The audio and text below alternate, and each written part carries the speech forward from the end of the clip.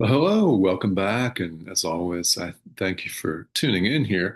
So, I'm doing some traveling here, and this is a hotel room in Albuquerque, New Mexico. And, well, I'm recording from these cozy confines as I travel for business. So, there's a lot going on in all of our lives. I mean, as you know, Cindy and I have been doing a move, and we're still not done with it. And we're moving from Arizona to New Mexico. And well, we're in the midst of that. And meanwhile, my new job has begun, and here we are. And well, in a lot of ways, all of this flux is interesting and it's fun. And in some ways, it's not ideal. And wouldn't it be great to simply be in one place and have everything all set up?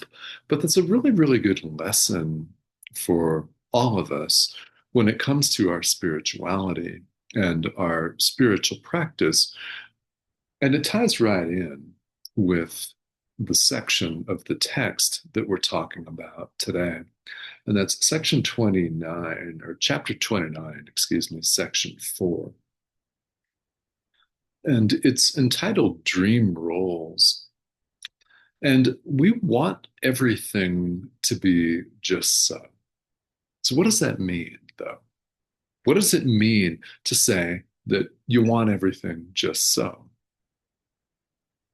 And people say it, you've said it, I've said it, we've all said it. What does that actually mean? What does that look like? So when we want to have things a certain way, well, whose way? Not somebody on the other side of the world whom we haven't met in person. Our way. We want things to be a certain way. And where does our frustration come from?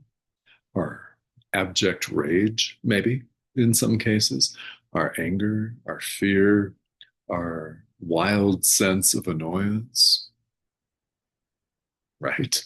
Whatever that looks like, where does all that come from? Well, it stems from when we want things a certain way, and lo and behold, it doesn't turn out that way. We all experience this in life all the time, possibly even multiple times in one single day. And if we're really being honest, that's probably pretty much the case. Is there are so many things that we want to go a certain way, and do they? Oh, certainly not. Why would they do a thing like that? And that's where our anger comes from. We think a situation has to turn out the way we want it. We think, therefore, that our brother has to act a certain way. In what way? The way we want it. Is he or she aware of this? Likely not, in most cases. And they do whatever they're going to do. And where does that leave us? Frustrated, angry, dazed, and confused. When we attempt to order and manipulate and control every single circumstance in our lives, that's where we're left, is, well, holding the bag, so to speak, frustrated and angry because other people didn't do what we thought they would do or what we wanted them to do. And there you are. So, this is why the Course insists that we should resign as our own teacher. Another way of looking at that is when we attempt to order and control everything, manipulate, orchestrate, play it all out the way we want it to. Nothing ever turns out the way we want it to. And if it does, it doesn't last. And we're frustrated then. We could get what we want in business. We could get what we want in a relationship, or we could get a really nice, fat, beautiful, sexy, hot paycheck one day, spend it the very next minute because bills are due, and nothing lasts. And when we attempt to order everything, we're bound to experience frustration. We're bound to experience a sense of lack, a sense of anger and rage, even. And chapter 29, section 4, makes it very clear that, well, and Jesus poses it as a question, that is it not the case that your rage is from when someone acts differently than you thought he would or she would? Paraphrasing, you get the point. We should give all attempts at control of this, all of it, over to the Holy Spirit instead. What will that do? It will rest our mind. Do you not want that? You do, or you wouldn't be here. To rest assured, rest easy, that our inner teacher who knows all ends has our back. Guaranteed. Can you say, can any of us say that we know without a doubt, beyond even the slightest shadow of a doubt, that our own actions, our own course of action is going to benefit every single living thing, not just ourselves or our intimate friends, every single living thing throughout space and time? Guaranteed to maximum benefit to every single living thing throughout all space and time, not just the next 15 minutes. Can we say that?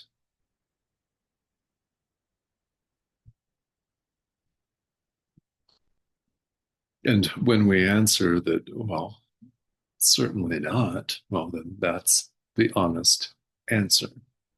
We're invited to give it all over to the Holy Spirit. Because all of the illusions here, the world itself is an illusion, the body is an illusion, all of that, we can't hang on to some of them and expect to awaken. Now, this may sound really, really obvious, and that's fine if it does. It's supposed to be obvious. It's the obvious that we tend to completely gloss over. Huh. Mm. Yeah, it's the obvious things that we're most prone to overlook in life as we think that things have to be much more complicated than they are. So we introduce all the complications ourselves. We cannot expect to awaken while we harbor and cherish even one single illusion. We can't forgive 99.9% of every living thing and leave the tiny little fraction unforgiven. It's not forgiveness. It's either total or it's not at all. Awakening is either total or it's not at all. So something that we experience is either truth or illusion. Which is it? It's one or the other. That is simple. And we want to resist that. You may even feel yourself resisting that right now, which is perfectly normal. If you are, that's okay. It doesn't mean that you're doing this course wrong. The important thing is to recognize that. Recognize that this is what you're doing and forgive whatever it is that you're thinking about that's coming up in your experience that is causing you any sort of distress at all, any sort of annoyance. It doesn't have to be abject rage, though it could be. Anything not 100% completely joyous is an opportunity for us to forgive. So we forgive everything because we cannot awaken. We cannot enter the kingdom of heaven, which actually we are. But you won't know that until you've completely forgiven everything. You can't hang on to certain little secret little hates. Political parties, the people employed by political parties to terrorize the population. I live in the United States. I'm sure you're well aware of what's going on right here. Yeah. We cannot harbor even one lack of forgiveness and expect to awaken. So, do you want to continue to sit and spin and to cycle in what, of course, the Buddhists refer to as samsara, the wheel of cyclic existence, going through the same stuff over and over and over and over again in a different form, in a different body, in a different gender, in a different place, a different time, different lifetime, same illusion, over and over and over again, one off the wheel?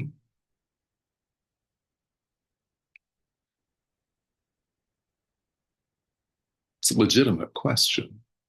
It may seem rhetorical. It's not meant to be rhetorical. That's a question for you right now. Do you want the peace of God and nothing else? If you answer yes, and eventually we all will, now you may not answer yes to that in this lifetime, and that's okay. Nothing I or anyone else can do about it, but you can. Mm, yeah. So when you answer yes to that, we then have to recognize that our forgiveness has to be total and that all illusions are simply that, an illusion.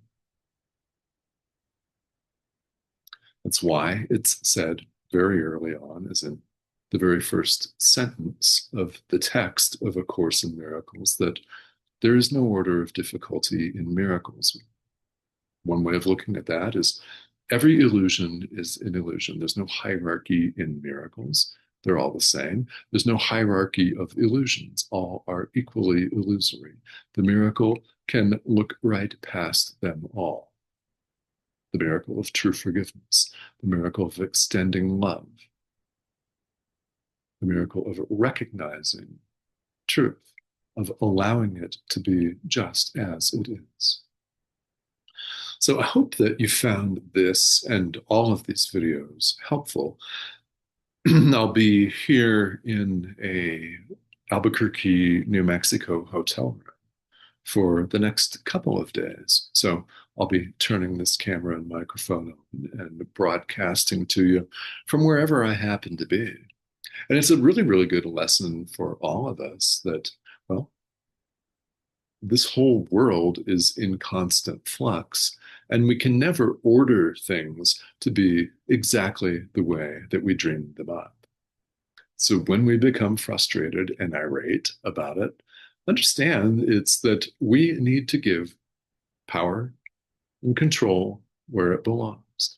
The Holy Spirit. Are you giving power away by inviting the Holy Spirit to run the show? No. No, you are not. Rather, you're accessing your own power because the Holy Spirit, the voice for God, our inner teacher, known by many other names, even here in A Course in Miracles, much less all the other names that you may call it in your life. You could call it your board of CEOs if you want to.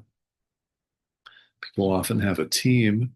What's a team but the Holy Spirit? Hmm? Call it what you will. It's part of you. It's not a foreign power. It's not outside you. It, the appropriate pronoun, could use the he, him, masculine pronouns the Course uses as a matter of convention, not a problem. The Holy Spirit's not a guy, not a woman, it's not a human being. It's part of our mind. You're invited to allow it to take control. And in so doing, you'll be accessing your own power. So I hope that you do that, please, on behalf of every single living thing throughout space and time. Those that appear to have gone before us, those that are apparently here right now. Are we here right now? Not really. Oh yeah. Those that may appear to be here in the future, whatever that is. We all have to arrive at one time or another, at one point, at a willingness to let truth be just as it is. So may that be right now for you today. All right. That subscription prompt, that icon in the corner of your screen, click join us, please, if you have not already. And it is an international community, and videos appear several times each week, no matter where the teacher happens to be. And where is the teacher anyway, if there is no word? Well, let's leave you with that. Questions are more than welcome too, by the way.